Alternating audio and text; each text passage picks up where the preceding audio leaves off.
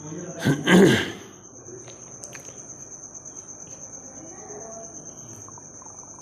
Everyone, welcome to Talib classes.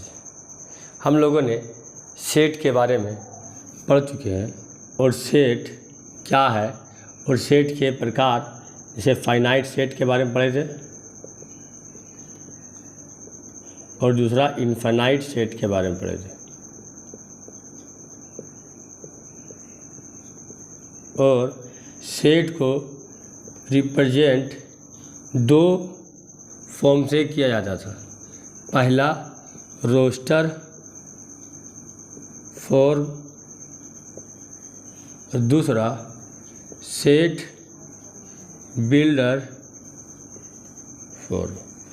यहाँ तक के हम लोगों ने पढ़ा था। अब चलते इसको आगे देखते हैं कि और क्या क्या आ सकता है। थोड़ा सा इसको बता देते हैं। What is set? तो a set is a well defined collection of elements और ऑब्जेक्ट। मतलब a collection of a well defined collection of objects और element is called set, and set are usually denoted by capital letters X, Y, Z and finite set. Finite set, a set which consists finite number of elements, it is called finite set. और infinite set, a set which consists infinite number of elements is called infinite set. और हम लोगों ने सीखा था कि एक set दो फॉर्म में हो सकता है, या तो वो रोस्टर फॉर्म में या तो वो सेट बिल्डर फॉर्म में। अब उसके बाद हम लोग देखते हैं।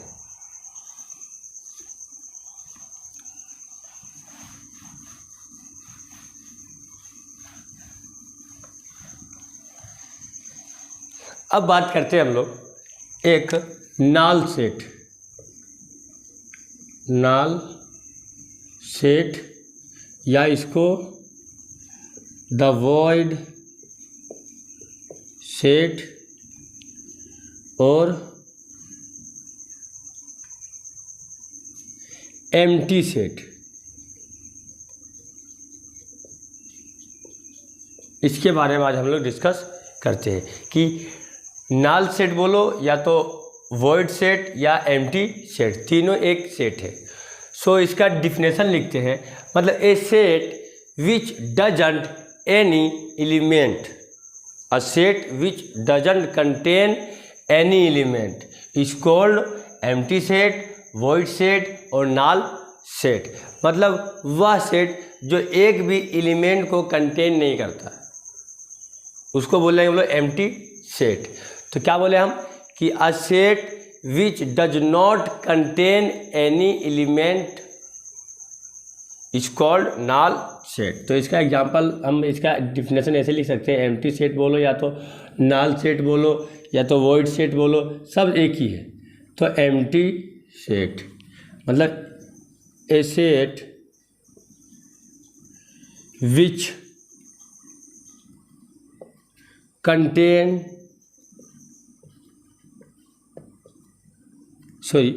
विच does not contain any element is called empty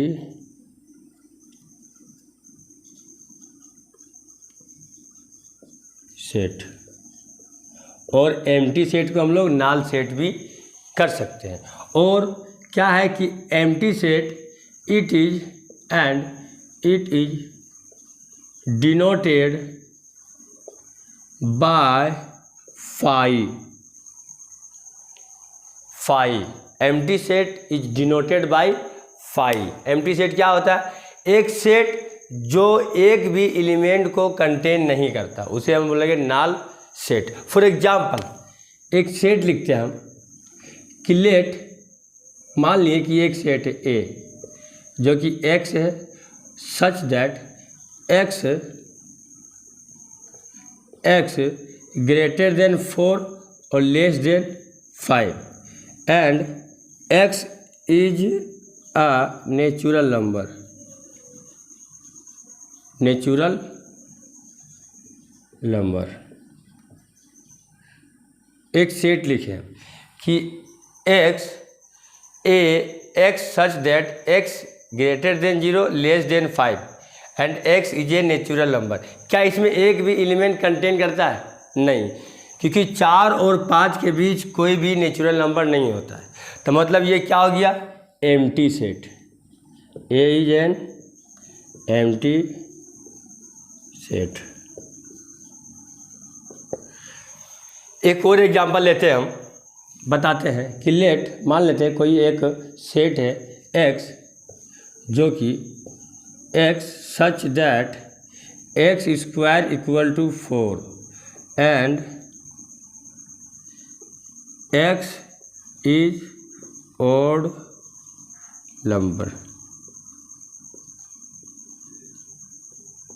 बोला कि x एलिमेंट है कैपिटल X का और x स्क्वायर 4 है और x is odd number.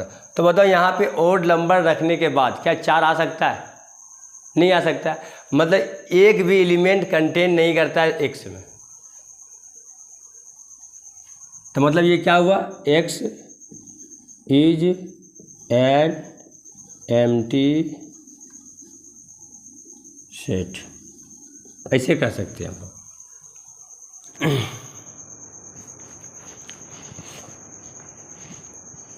Okay, उसके बाद हम लोग देखते हैं कि एक सेट को एक एलिमेंट में कैसे रिप्रेजेंट करते हैं या दिखाते हैं।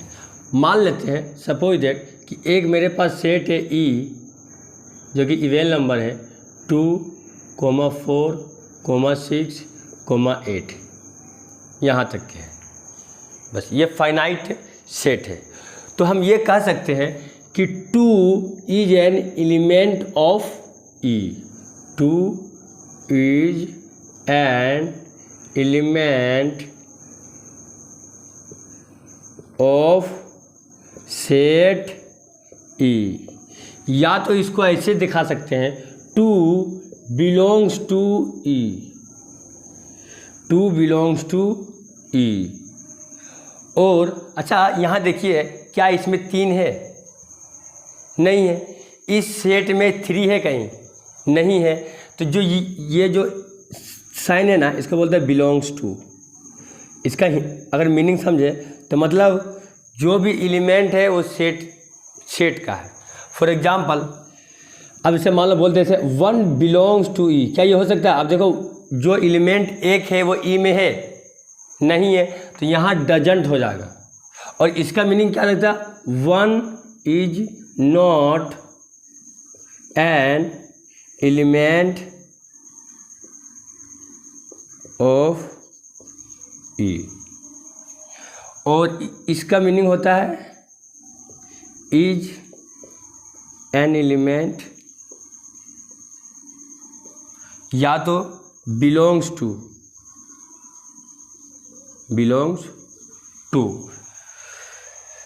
तो ये भी जानना बहुत ज़रूरी था आपके लिए। एक और हम एग्जांपल लेते हैं, आपको समझ में आ जाएगा। जैसे एग्जांपल है,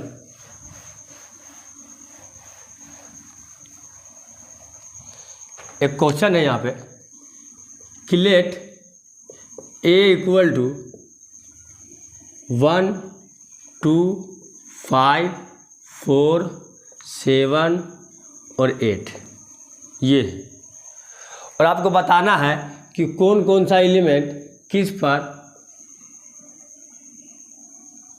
कर रहा है। यहाँ भरना है, आपको फील करना है यहाँ पे। और यहाँ पे 3 बिलोंग्स टू A और 3 में लेते हैं हम 6A और D में ले लेते हैं हम 7 और A। तो एक सेट दिया गया है A जिसका एलिमेंट कौन कौन सा है? 1, 2, 5, 4, 7 और 8। तो पहले बोलता है कि बताओ 2 जो है वो एलिमेंट A का है? हाँ है। तब इसको हम लिख सकते क्या, 2 बिलोंग्स टू ए, या तो इसको ऐसे पढ़ सकते 2 इज एन एलिमेंट ऑफ ए, क्योंकि जो 2 है वो ए का एलिमेंट है, 2 है वो ए का एलिमेंट है, तो बोल सकते हैं हाँ 2 बिलोंग्स टू ए। अब आते 3 की बात करते हैं। क्या जो 3 है वो सेट ए का एलिमेंट है? नहीं है, क्योंकि इसमें 1 2 5 4 7 8 है, 3 है ही नहीं, मतलब 3 doesn't belongs to A. It means 3 is not an element of A, मतलब 3 सेट ए का एलिमेंट नहीं है। नेक्स्ट इसमें देखते हैं क्या हो सकता है, 6। तो देखिए 6 नहीं है, 6 सेट ए का एलिमेंट नहीं है, सिंपली क्या लिखेंगे, डजंट बिलोंग्स टू ए, या तो 6 is not an element of A. 7 है क्या, हाँ 7 है, तो क्या लिखेंगे, 7 बिलोंग्स टू ए। ये मतलब जानना बहुत ज़रूरी था आपके लिए, इसलिए मैंने ये बताया। अब हम लोग आगे चलते हैं और देखते हैं।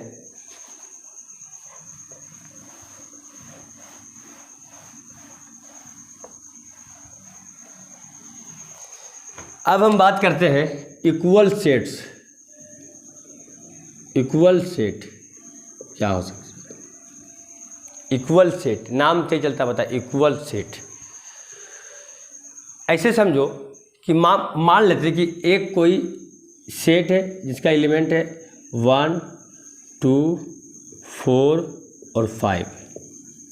दूसरा कोई सेट है, मान लेते हैं वो बी है, वो है 5 2 1 4, ये है।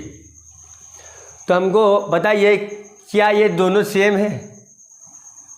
मतलब the element of set A is also a element of set B, या तो ऐसे बोल सकते हैं the element of set B is also element of set A. मतलब ए में जितना एलिमेंट है वही सब एलिमेंट बी में भी है, और बी में जो भी एलिमेंट है वही एलिमेंट सेट ए में भी है।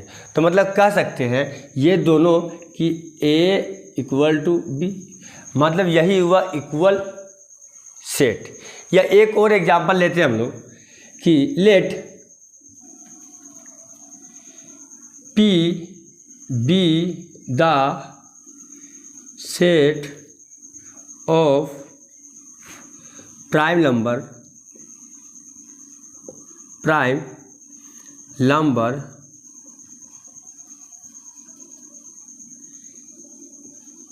Less than 6।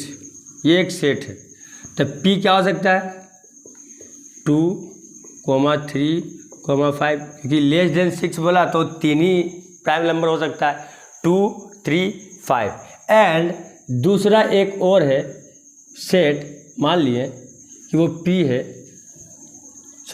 वो A है, और A B the set of prime factor of 30।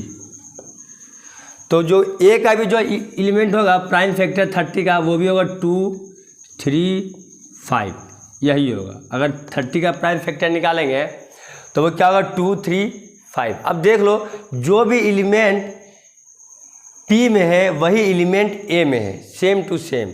तो कह सकते हैं क्या, A इक्वल टू B, मतलब A और B क्या है, इक्वल सेट है। अब चलो इसका डिफिनेशन आपको हम बता देंगे, तब आपको समझ में आ जाएगा।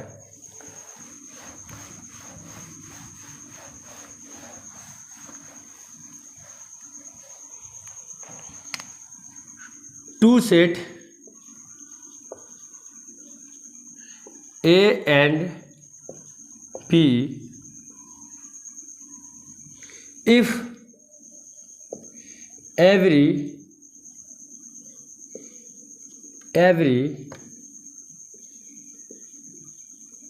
element of A is also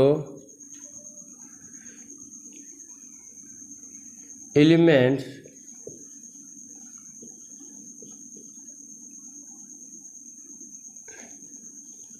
B और and if every element of every element of B is also an element, elements of A, then A and B are said to be equal set and that is A equal to B। मतलब to set, मान लीजिए कि दो set है मेरे पास, मान लीजिए मेरे पास दो सेट है A and B and if every element of A is also elements of B and if every element of B is also element of A, then A and B are said to be equal set। मतलब कोई दो set है, मान लीजिए A है और A में जो एलिमेंट है वही एलिमेंट B में भी है, और जो B सेट में जो एलिमेंट है वही एलिमेंट सेट A में भी है, तो हम कह सकते हैं क्या, A equal to B, A equal to B। इसका एग्जाम्पल ऐसे ले लो आप, बड़ा ही इजी, जैसे A मेरा ये है, मान लिए 5 6 8 है और मेरा B ऐसे है, आगे पीछे हो सकता है कोई दिक्कत नहीं है, लेकिन एलिमेंट सेम होना चाहिए। ये अब देख लो, जो भी एलिमेंट सेट A में है वही एलिमेंट सेट B में भी है, तो कह सकते हैं हम लोग कि A equal to B and A and B are equal set. Okay, अब हम लोग आगे देखते हैं कि सबसेट क्या होता है, सबसेट्स क्या होता है, इसके बारे में हम लोग डिस्कस करते हैं। तो अगर हम बोले कि दो कोई सेट है 4 5, ये एक सेट है A और ये है सेट B, 1 2 3 4 5 6। अगर A का सारा एलिमेंट अगर B में मिल जाए तो कह सकते हैं A सबसेट B। मतलब A का अगर कोई सेट का एलिमेंट दूसरे सेट में मिल जाए तो उस सेट का सबसेट हो जाता है, मतलब A is subset of B या A is contained in B। मतलब इसको ऐसे कह सकते हैं कि A सबसेट B, क्योंकि A का एलिमेंट है 4 और 5, वो B में है, तो लिख सकते हैं A सबसेट B। लेकिन हम B सबसेट A नहीं लिख सकते, ये रॉन्ग हो जाएगा, क्योंकि B का सारा एलिमेंट A में नहीं है। क्योंकि अगर B का 4 और 5 जो एलिमेंट है वो 4 5 एलिमेंट वो सेट B का है और वो सेट A का भी है, लेकिन 1 2 3 और 6 नहीं है, तो सिर्फ A सबसेट B होगा और B सबसेट A नहीं हो सकता है, क्योंकि A का सारा एलिमेंट B में मिल रहा है, तब कह सकते हैं A सबसेट B। लेकिन B का सारा एलिमेंट A में नहीं मिल रहा है, इसीलिए B is not a subset of A। इसको बोलता है सबसेट। सबसेट का मतलब कोई एक सेट का एलिमेंट दूसरे सेट में मिल रहा है, तो अगर वो मिल गया तो वो सबसेट है। और सबसेट को जो डिनोट करते हैं वो ऐसे करते हैं, ऐसे ऐसे x ऐसे, ये सबसेट। तो चलो इसका डिफिनेशन हम बता रहे हैं, उसके बाद इसका कुछ एग्जांपल बताएंगे आपको। आप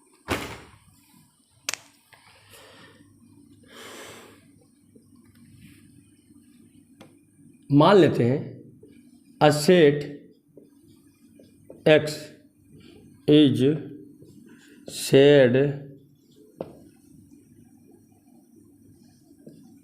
to be subset of a set Y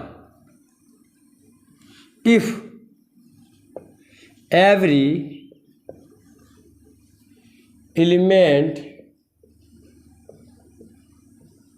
of X is also an element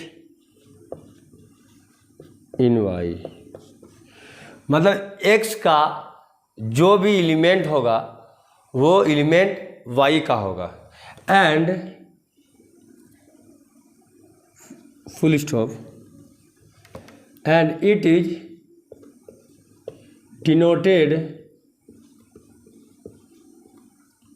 denoted by the symbol ये ऐसे। एग्जाम्पल लेते ले आपको समझ में आ जाएगा कि इसका एग्जाम्पल देख ले। मतलब a set X is said to be a subset of set Y if every element of X, मतलब X का सारा एलिमेंट अगर Y में मिल जाए तो कह सकते X is subset of Y या X is contained in Y। मतलब ये इसका कुछ एग्जाम्पल ले लेते हैं। हम मान लेते हैं कि कोई सेट है X जो है वो है 1 2 4 5 और दूसरा सेट है वो है Y जो कि ये 1 2 3 4 5 6 7। तो आप यहाँ देख सकते हैं कि every element of X is also N element of Y। मतलब X का सारा एलिमेंट Y में है। एक देखो यहाँ अगर 1 X का एलिमेंट है तो 1 Y का भी एलिमेंट है। 2 X का सेट X का एलिमेंट है तो 2 सेट Y का भी एलिमेंट है। और अगर 4 X का एलिमेंट है तो 4 Y का भी एलिमेंट है। और अगर 5 सेट X का एलिमेंट है तो 5 सेट Y का भी एलिमेंट है। तो मतलब कह सकते हैं कि X सबसेट Y, लेकिन Y का सारा एलिमेंट X में नहीं है। तो हम ये भी कह सकते हैं कि Y is not subset of X। इसको क्या बोलेंगे? X is a subset of set Y।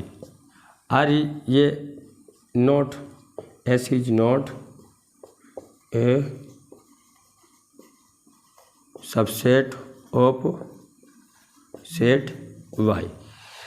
I hope आपको समझ में आया होगा कि सबसेट क्या होता है। मतलब कोई दो सेट दिया गया है और उस सेट में पहला जो सेट है उसका एलिमेंट अगर दूसरे सेट में मिल जाए तो बोल सकते हैं कि पहला जो है सेट वो सबसेट है दूसरे का। या अगर कोई सेट ही दिया गया है 2 ठो और अगर एक का सारा एलिमेंट दूसरे में मिल जाए तो बोल सकते हैं वो सबसेट है। लेकिन अगर दूसरे का सारा एलिमेंट ए में नहीं मिलेगा, हम कहते हैं अगर एक का सारा एलिमेंट बी में मिलता है तो हम मान लेंगे कि वो एक सबसेट है। लेकिन बी का सारा एलिमेंट ए में नहीं मिलेगा तो B is not a subset of A. Simple, easy.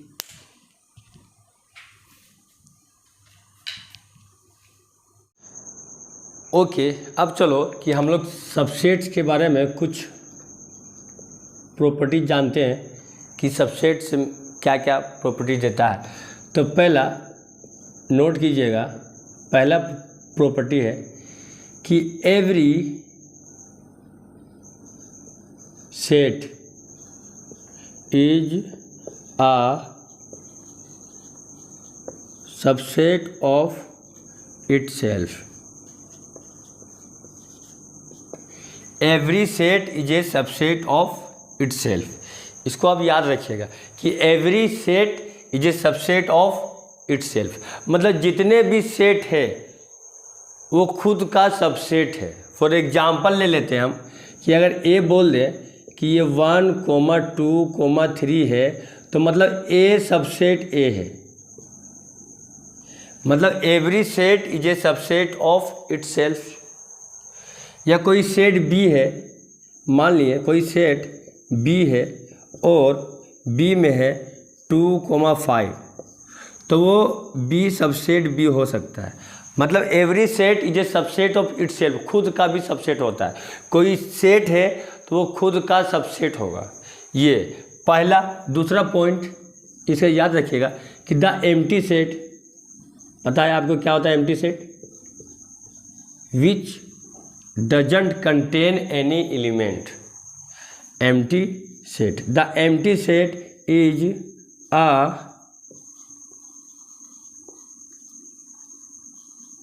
a subset of every set, every set। मतलब empty set is a subset of every set. जो एम्प्टी सेट होगा वो सब सेट का सबसेट होगा। कैसे? एग्जाम्पल से मान लो कोई ए है, सेट है, तो जो फाई होगा वो सब सेट का होगा। जैसे मान लो कोई ए सेट है और ए का एलिमेंट 2 और 3 है, तो फाई जो सबसेट ए का होगा। या ऐसे बोल सकते कोई सेट बी है तो बी जो सबसेट होगा, सॉरी फाई जो सबसेट होगा वो बी का।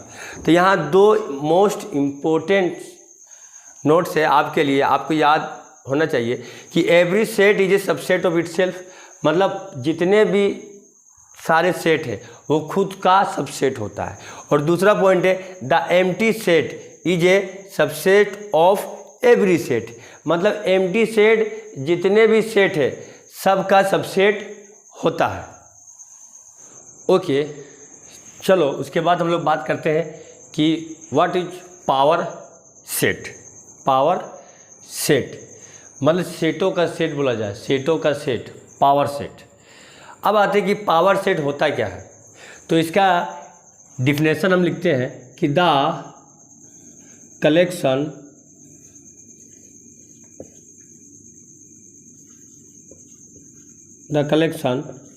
Of subsets of a set A is said to be power set। मतलब A का जितना कोई सेट है उसका जितना सबसेट होगा उसी को बोलेंगे पावर सेट। मतलब the collection of all subsets of a set A is said to be power set of A। मतलब the collection of all subsets of a set A is said to be power set of A। देखो, and it is denoted by PA। मतलब power set of A। Power set क्या है? The collection of all power set क्या है? The collection of all subsets of a set A is said to be power set of A। मतलब A का जितना subsets है उस subsets को मिला देंगे तो वो पावर सेट बन जाएगा। एक एग्जांपल लेते हैं, आपको समझ में आ जाएगा कि पावर सेट क्या होता है। मान लो सपोज मेरे पास एक सेट है A जो कि 3,4 है। अब देखते हैं कि मतलब इसका कौन कौन सा सबसेट हो सकता है। पहला हम जानते हैं कि every set is a subset of itself. तो मतलब ये पहला खुद होगा। Since every element is a set. पहला every element is a set. तो मतलब किसी सेट का एलिमेंट भी एक सेट होता है। तो every element is a set. मान लो ए कोई सेट है और every element is a set, तो मतलब यहाँ ए कोई सेट है और हम जानते हैं कि every element is a set. तो मतलब पावर सेट में क्या हो सकता है? पहले तो फाई होगा। क्योंकि हम जानते हैं we know that the empty set is a subset of every set. इससे पहले मैंने बताया कि the empty set is a subset of every set, मतलब एम्प्टी सेट सब सेट का सबसेट होता है। तो पहला फाई हो गया इसका। दूसरा है every element is a set, तो मतलब 3 हो गया। और फिर 4 हो गया। और क्या बोला, every set is a subset of itself, तो मतलब ये भी खुद इसका हो गया सबसेट ऑफ इटसेल्फ। तो पावर सेट ऑफ ए में क्या आ गया, empty set, because empty set is a subset of every set. तो सेट ए का भी वो सबसेट होगा। दूसरा every element is a set, मतलब कोई भी सेट में जितना भी एलिमेंट दिया है वो खुद का मतलब सेट होता है, तो वो एक सेट हो गया, every element is a set.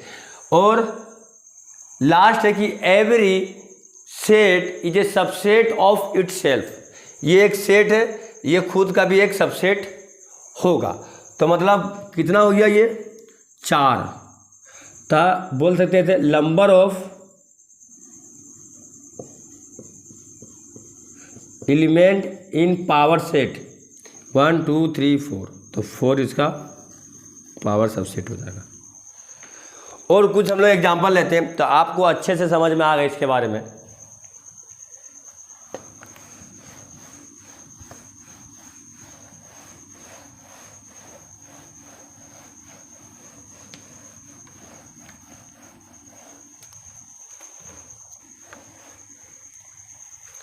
चलिए पावर सेट का एक और एग्जांपल लेते हैं और इससे समझते हैं कि पावर सेट क्या है। जैसे एक सेट है मेरे पास, let x equal to 1, 2, 3। Okay, पहला हम जानते हैं कि every set is a subset of itself, पहला हुआ। इसका निकालना है पावर सेट। तो क्या क्या लिख सकते हैं पहला पावर सेट में इसका, पहला empty set is a subset of every set. तो पहला होगा क्या,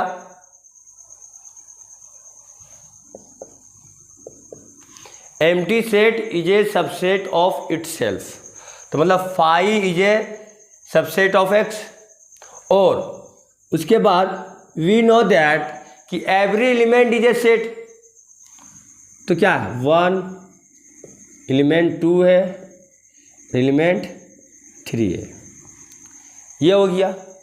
और अगर ये दोनों को मिला के एक सेट बना लें हम 1 2 2 3 और 1 3, ये भी एक सबसेट हो जाएगा।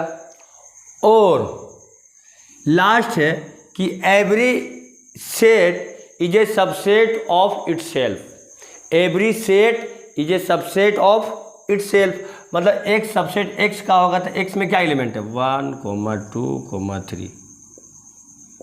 अब देखो पावर सेट में ये आ गया। अब बोलेगा कि बताओ number of elements in power set of x, तो 1 2 3 4 5 6 7 8 आंसर। इस तरह से आप इसका निकाल के दिखाइए, do it yourself. Let A कोई सेट है और वो है 1, 2, 3, 4, ये आपको निकालना है p पावर ऑफ ए, और इसका एलिमेंट भी बताना कितना एलिमेंट है आपके लिए।